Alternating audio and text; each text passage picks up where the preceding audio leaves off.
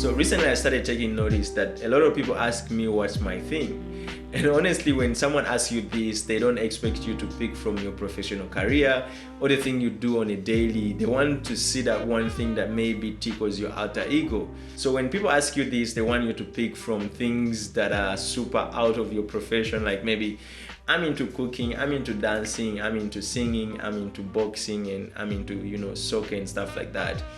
But I started realizing there is no much time I give all those things, and the only thing I think about is like maybe learning a new skill and learning how to use that skill to solve problems. It kind of gave me this idea of like coming here and talk to you guys, because I know like I'm not special and I'm not exception that I'm the only one in the world. There are so many people out there that really don't have that one thing, or they don't have that extra thing, or that extra edge of being human, and you do this thing, but also you have this one thing, what you call maybe a hobby, that extra thing you do on the side for fun.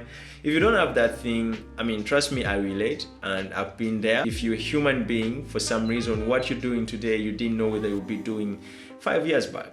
To be honest, if you really know, like I don't know how you've been brought up, but you're some sort of a weird person and weird is good. So so I think when you tell us that you knew what you wanted to do, I believe that's sort of BS. And for me, it goes back to 2010 when I had this amazing friend who was into computer science. He had, went for a degree in computer science, and then he branched off doing, graphic design on the side. This guy was really incredible. This guy was hot. Lit. I could use every word on this guy. Way back in 2010, this guy was living in 2019 or 2020. Trust me, I'm being real. Like when you look at this guy's, working station, way back in 2010, those are like the trendy workstation you see in the DNA. And that's how it is really fascinating. And this guy was that good. So one day we were chilling at his home. He had like this one room studio apartment. It was like a single room, but to fancy it up, I can call it a studio apartment, because everything was on one floor, like his bed, his working his working station, the TV and the couch, everything was on that one floor, the bathroom and stuff. So yeah, one time we were chilling at his apartment, and he was working on this client project. He was designing a stamp and a logo, what you would call stationery stuff or brand collateral. And I didn't know nothing about all these things way back. So I think by then I was in my mid-high school, senior 4, and I was transitioning to senior 5 soon. So I asked him, what's this? So he told me, so this is this, and define all collateral and define what a brand is and stuff. Imagine like a guy defining what a brand was in 2010. That was really hot. And so he told me about like the client. The client was a bank, and it was a huge bank in Africa. And for me, that really kind of like created this nudge of, if this solo guy could work on a huge bank in Africa. I think the bank was called EcoBank for some reason. Yeah, I think it was EcoBank. And if you know EcoBank, it's a huge bank in Africa. So this guy was designing stationery for EcoBank. Yeah, so the next I asked him, what is it exactly you do? And how do you define yourself as a profession? He told me, I'm a graphic designer, but I did, computer science and, whatnot. But, so he told me like he's self-taught. He didn't, what he's doing, he didn't really study in the course or in the degree, he did at the university. And he was a great friend. He was a friend who connected every one of us and, made sure that everyone fits in the mold of their desires. So for me, I was intrigued to figure out what exactly he was doing, and he was all in to give it to me. So I asked him, if I'm to do a degree at the university when I'm done with my high school and A-level and stuff, which course or which degree should I go for? And he told me you could go for, BFA, which is, sorry guys, let me drink some water. Yeah, I think drinking water is really healthy. Let me drink one more time. One more time, sorry guys. Okay, back to the the story. So I asked him for some career guidance on which degree should I go for when university time comes, and he told me, you could do BFA, which is Bachelor's of Fine Art, or you could do Industrial Art. I think those will lead you in the direction of being a great graphic designer. But quote unquote, he added, you don't have to do these degrees and diplomas, whatnot.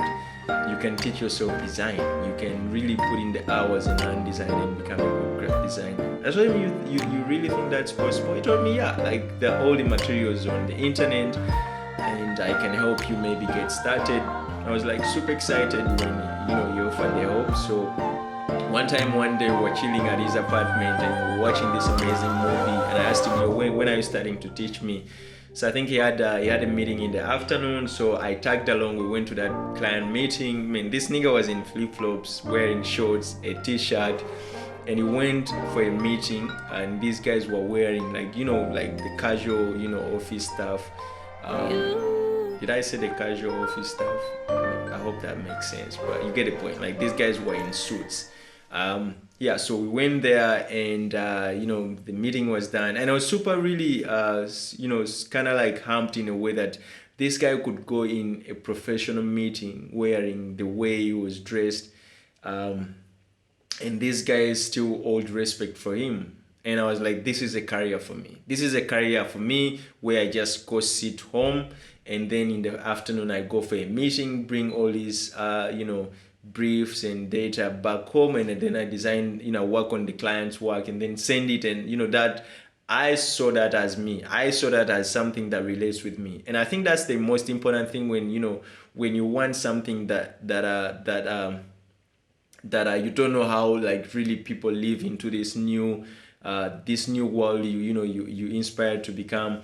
You need to look around and see how people behave in this new world. So if you really want to be a designer, you need to look around and look at those people who are doing things that really inspire you.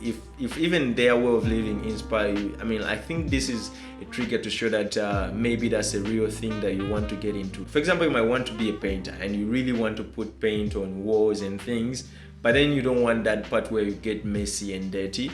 I think that kind of like it's a trigger of telling you that you might cast that job at a certain time when you're painting, but then you don't want the splashes on your clothing.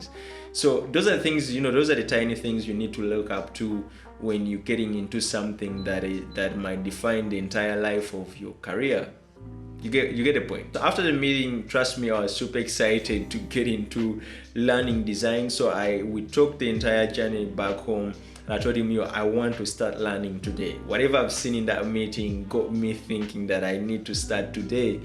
And he gave me a task to, draw using the pen tool to draw Beziers around a movie poster called Tall Man. I think that movie came out around 2012. And I guess you can see the timeline. 2010, I started, thinking about like design. Then, 11, I was just, joking around.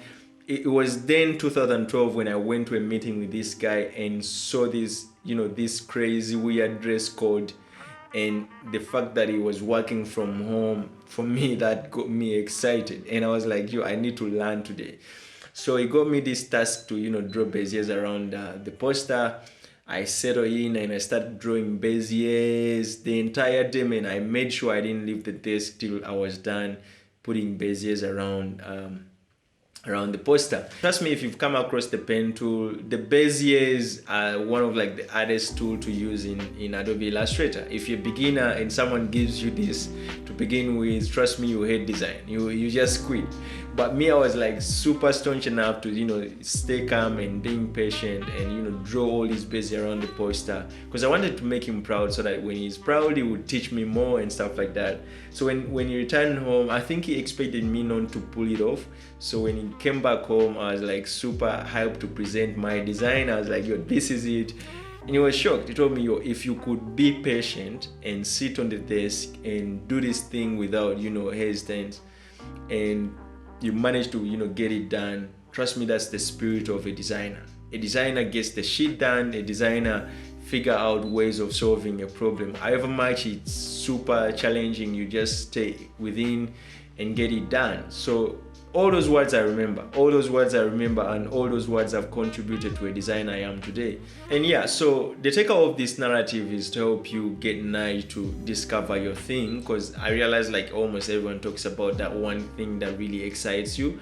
Because for me, I started design as that thing that always people ask me when they meet me, that what's that one thing you do and you enjoy, and I always like answer that it's learning, as I told you already. But I think design for me has been that one thing, and it's still that one thing that that I enjoy, that I used to earn a living, that I do when I'm really bored, that I do when I'm happy, that I do almost for everything. Like, I think design is that really good that it can help you fit everything in each other. Like, if you want to create your space, if you want to set up your apartment and it looks like a designer's apartment, it's design that will help you do that. And if you want really to look good when it comes to outfits, I think it's design that helps you pair up these outfits and the shoes and stuff.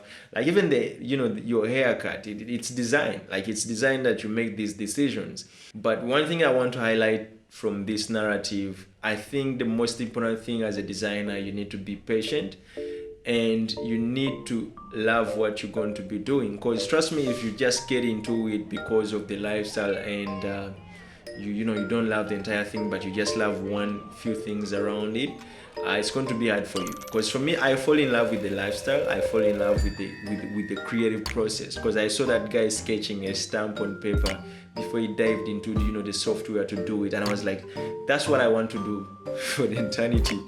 And till this day I'm doing that. And if you really want to get into design, or if you want to get into anything that really inspires you, the most important thing is to be patient. It's patience that gets you through the door.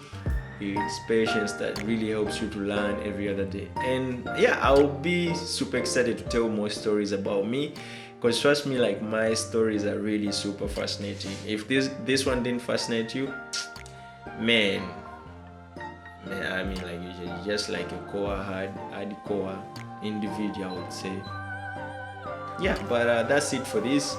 I hope this really hit at home. I hope this helped you think that if you've not figured out your thing yet, man, don't rush. It's not about like having that one thing, because man, like, it's not about that. It's you just being you. So yeah, that has been it for this video. If this is something that really got you thinking and excited about something, just let me know in the comment section what you think. And if you're new to this channel, welcome on board. Yeah, just go ahead and subscribe, hit that like button, comment in the comment section. And for those who are interested to learn more about design, I'm putting together a design course that I'm giving away free to the first 100 people that go on to show interest. You can just visit my website, www.paulzana.com, sign up, show that interest, and yeah, man, like, the knowledge is free. Why not give it away to the first 100 people that really are super excited to learn something from me? Because who am I to teach you something? So I'm super excited to see you sign up, and I'll catch you in the next one. Cheers, love ya.